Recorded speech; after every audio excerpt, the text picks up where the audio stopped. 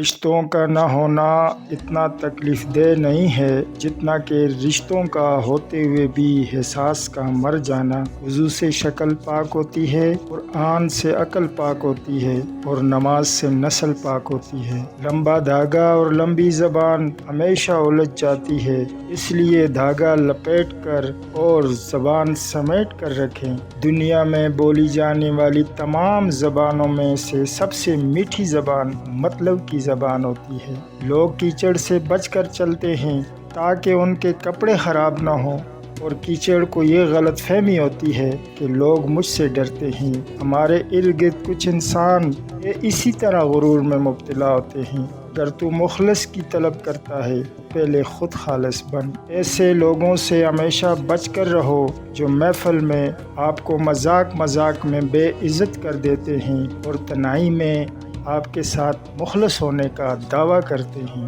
ضروری نہیں کہ آپ غلط کریں گے تو آپ کو دکھ ملے گا، بلکہ حد سے زیادہ اچھا ہونا بھی تکلیف کا باعث بنتا ہے۔ حضرت علی کرم اللہ وجہ الکریم کا فرمان ہے کہ کسی کے دل میں محبت پیدا کر کے اسے چھوڑ دینا قتل کرنے کے برابر ہے۔ کچھ رشتے کرائے کے مکان کی طرح ہوتے ہیں، انہیں جتنا بھی مرضی ہے سجا لو، چمکا لو، دیکھ بھال کر لو، پھر بھی کبھی اپنے نہیں ہوتے۔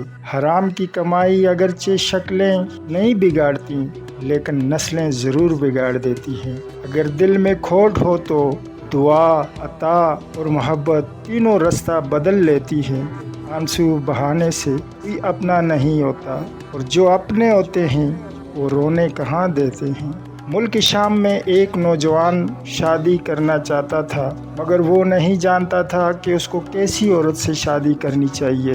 لہٰذا وہ شہر کے قاضی کے پاس گیا تاکہ اس سے پتہ کرے، مگر قاضی نے معذوری ظاہر کی اور نوجوان سے کہا کہ وہ بیلول دانا سے ملے، اس مسئلے میں وہ تمہاری درست رہنمائی کر سکے گا۔ وہ نوجوان کئی دنوں کا سفر کر کے اس شہر میں پہنچا جہاں بیلول دانا رہتا تھا۔ لوگوں سے اس کا پتہ پوچھا، لوگوں نے بتایا کہ وہ شہر کے بڑے میدان میں بچوں کے ساتھ کھیلتا رہتا ہے۔ وہ نوجوان جب میدان میں پہنچا اس نے دیکھا ایک مجذوب سا شخص بچوں کے ساتھ کھیل رہا ہے۔ تصدیق کے لیے اس نے بچوں سے پوچھا کہ یہ مجذوب کون ہے؟ بچوں نے بتایا کہ یہ بیلول ہے۔ اس نوجوان نے کہا کہ میں بڑے دور سے آیا ہوں اور ایک مسئلہ میں میری رہنمائی فرمائیں۔ پہلے تو بیلول دانا نے اس نوجوان کو بھگانے کی کوشش کی اور اس کی طرف پتھر پھینکے، مگر وہ نوجوان وہاں سے نہ ٹلا اور اپنی بات کا جواب پانے کے انتظار میں کھڑا رہا۔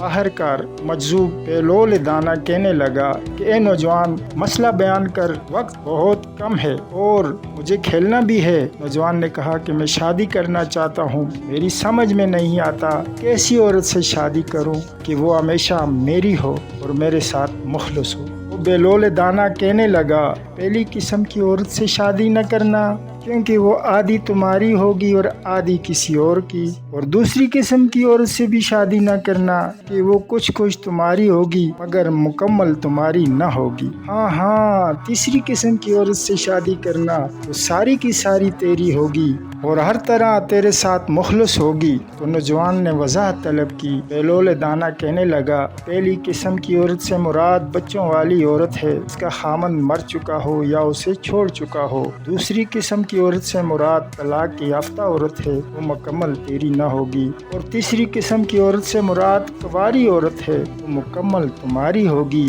چلا جا میرے کھیلنے کا وقت ہے۔ پھر وہ بچوں کے ساتھ کھیلنے لگا اور نوجوان نے واپسی کا سفر اختیار کیا اور خوشی خوشی روانہ ہوا کیونکہ اس کا مسئلہ حل ہو گیا۔